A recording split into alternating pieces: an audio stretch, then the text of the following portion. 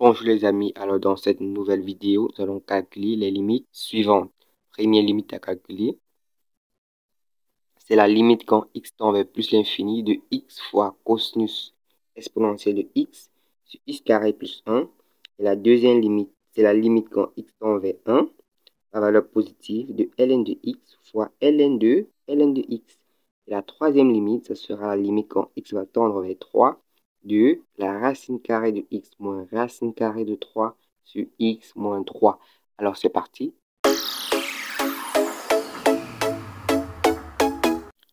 Alors solution, première limite à calculer, limite quand x tend vers plus l'infini de x fois cosinus exponentielle de x sur x carré plus 1. Donc si on essaie de remplacer les x là par plus l'infini, on voit déjà que cosinus de exponentielle de plus l'infini, ça fait plus l'infini. Et cosinus de plus l'infini, ça n'existe pas. Donc du coup, on ne peut pas trouver la valeur de cette limite directement. Mais nous savons que pour tout x dans R, le cosinus de x, il est entre moins 1 et 1. À l'occurrence, exponentielle de x est dans R, plus précisément dans R étoile plus. Donc, cosinus de exponentielle de x sera bien entre moins 1 et 1. Je vais multiplier chaque membre de l'inégalité par x sur x carré plus 1.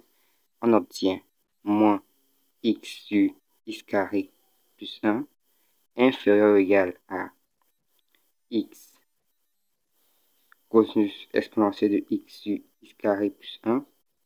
Et là, on aura x sur x carré plus 1.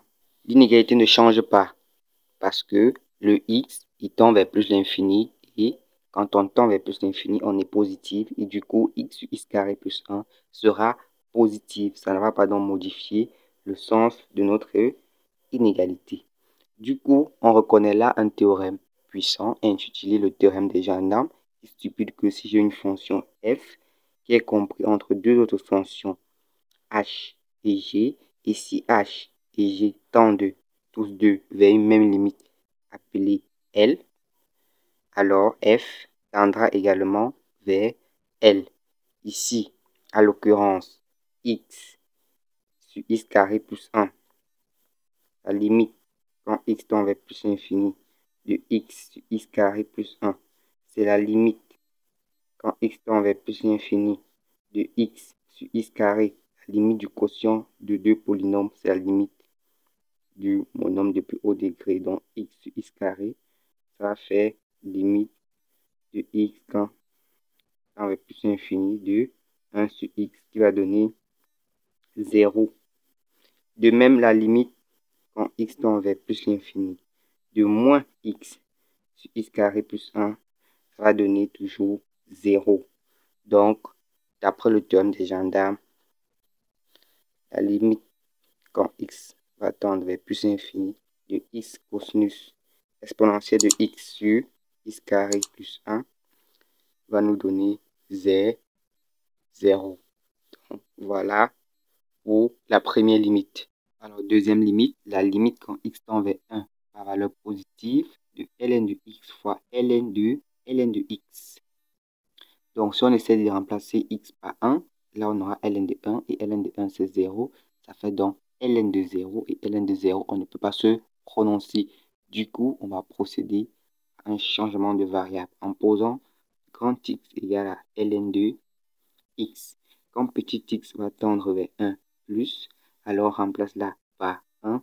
Grand x, lui, va tendre vers 0. Mais c'est quel 0? Observons la situation. Nous sommes dans ce cas.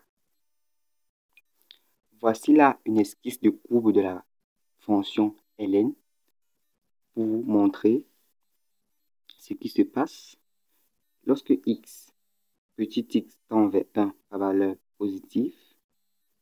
On est là. On vient vers 1 à les valeurs positives.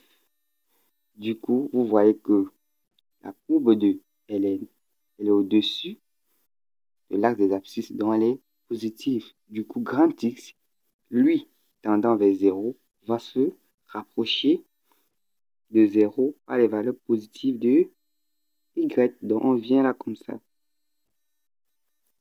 Donc, ce qui nous permet de dire que grand X tendra vers 0 à valeur positive. Donc, ceci étant dit, cette limite devient la limite quand grand X va tendre vers 0 par valeur positive. On remplace là par X. ln de grand X, ça c'est une limite usuelle et elle vaut 0. Donc, la troisième limite, la limite quand x tend vers 3 de la racine carrée de x moins racine carrée de 3 sur x moins 3. Donc, on remplace là x par 3, ça fait 3 moins 3, ça fait 0. 1 sur 0, c'est problématique, on ne peut pas se prononcer. Du coup, les amis, observez, on a racine carrée de x, on a racine carrée de 3. Si on pose f de x égale à racine carrée de x, du coup, f de 3, on voit que c'est racine carrée de 3. Mais les amis, ce terme-ci devient quoi? Racine carrée de x moins racine carrée de 3 sur x moins 3 devient f de x moins f de 3 sur x moins 3. On a là le taux d'accroissement de la fonction racine carrée de x évaluée en 3. Donc, la limite quand x tend vers 3, les amis, c'est en fait la dérivée de la fonction f évaluée en 3, puisque racine carrée de x est dérivable en 3. Donc, cette limite, les amis, cette limite, f' de 3, dont la valeur de cette limite, c'est f' de 3. Mais f' de x, la dérivée de racine carrée de x, c'est 1 sur 2 racine carrée de x. Donc, on remplace là, f' de 3, ça fait 1 sur 2 racine de 3. Et on va conjuguer, ça va faire racine carrée de 3 sur 2 racine carrée de 3 fois racine carrée de 3. On va faire racine carrée de 3 sur 2 fois 3, qui va nous donner carré de 3 sur 6. Donc, la limite cherchée,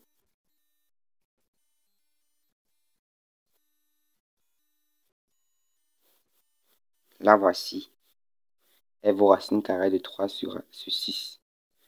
Merci d'avoir regardé cette vidéo jusqu'au bout.